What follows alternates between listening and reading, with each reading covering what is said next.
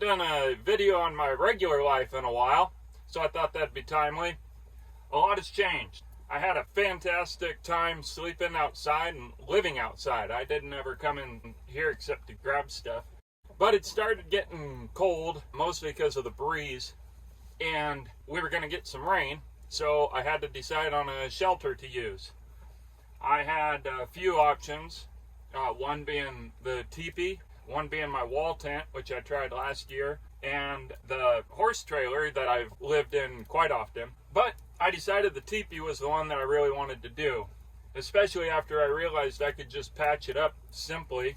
When you look at old teepee photos, they're not as nice and clean as you see Americans using these days. A lot of times they're just lined with more blankets and more hides, and I realized I could do that myself.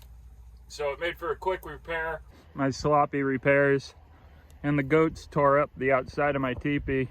Also, I had to put up a fence to protect it from the goats. And I've been happy. I'm glad I moved in here. I had to figure out a few things, particularly the fire. I forgot that I don't like cooking on wood stoves, so I got rid of the wood stove fairly quickly, and I set this one up. I lined the bottom with bricks in hopes of counteracting the cold that would come up from the ground.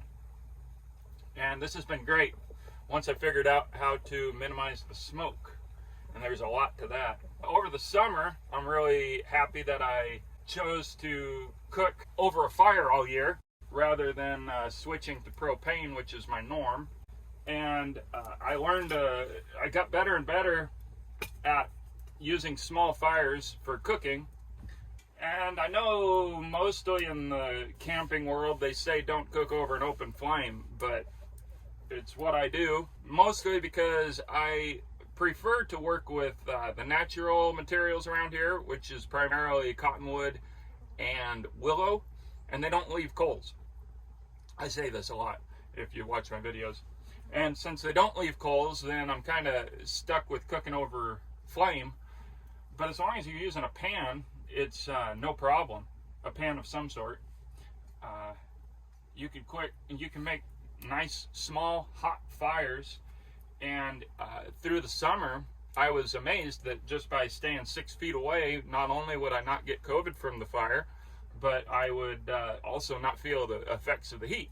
So when I'm hiding out in the shade and 99 degrees, whatever, it wasn't unbearable to use a fire. So that was great. You can just cook with twigs. You don't have to pay for any fuel. And that's my real goal, is to get to as much natural living as I can and away from plastics and modern things. And I'll go more into that. So I brought that in here and was dealing with some smoke, partially because I underestimated how green some cottonwood was that I was trying to burn with. And so instead I've got to splitting the cottonwood, so this burns pretty good. The funny thing about fires is if it's long like this, then the part hanging out produces a ton of smoke.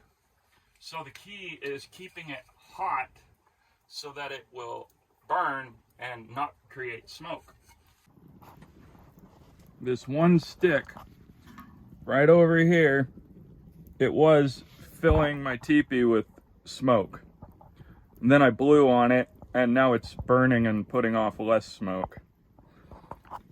This part, as you can see, is burning fine, but when it's too cool, then it puts off smoke like that.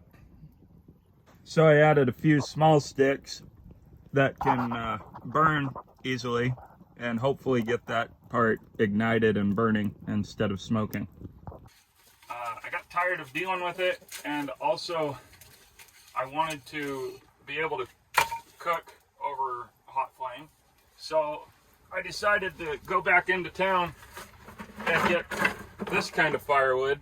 This is from a cabinet company, and a lot of it's hardwood, some of it's pine, but a lot of it is hardwood, and it burns hot. Like just sitting this close to it is difficult. I could sit this close when cottonwood is burning, and cottonwood is hot, but this stuff is even hotter. It's great. It's such an excellent source, and it's free. Just costs me the diesel to get there. And then I do have some pear and apricot wood that I use as well. And this stuff is great for all-day fires because this doesn't burn as hot, and meaning I can sit right here next to it, but it is great for keeping a boil going. You don't need a ton of heat for a boil. And when I'm boiling, a lot of times it's all day, like when I'm cooking stuff for the dogs or cooking a stew, which I'm doing today. And also it's just nice to be able to walk in here any time of day and cook up some food rather than having to start over with a whole new fire every time, or cook up some coffee.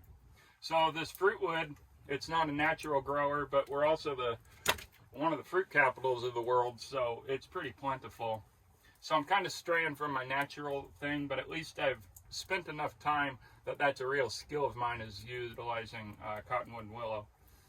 I need to practice with aspen because that's another one we've got. So that's what's going on here. I do have more bricks, but they're at my other place. Uh-oh, uh-oh, uh-oh. Crap, I boiled out all the water.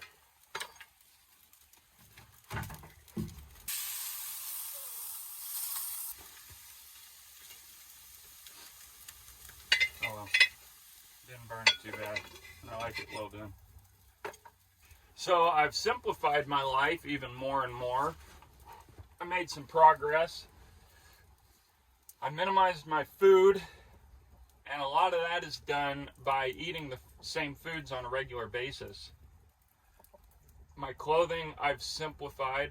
However, I'm still working toward wearing all natural made clothing that I make myself. I'm looking forward to that.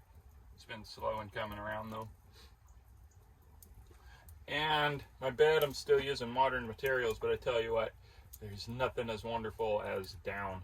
Whether it's my down coat or my down comforter over my down sleeping bag, down is by far the warmest thing. I love it. Thanks for watching, folks. I have since then built a 7x10 box that's insulated really well and moved into that. And I left my teepee up so I can keep experimenting with it and staying in it when I want to. But I'll try to put out a video on my new house soon. Find me on Facebook if you want to, and I'll try to get some more videos out soon. Thanks for watching. Later.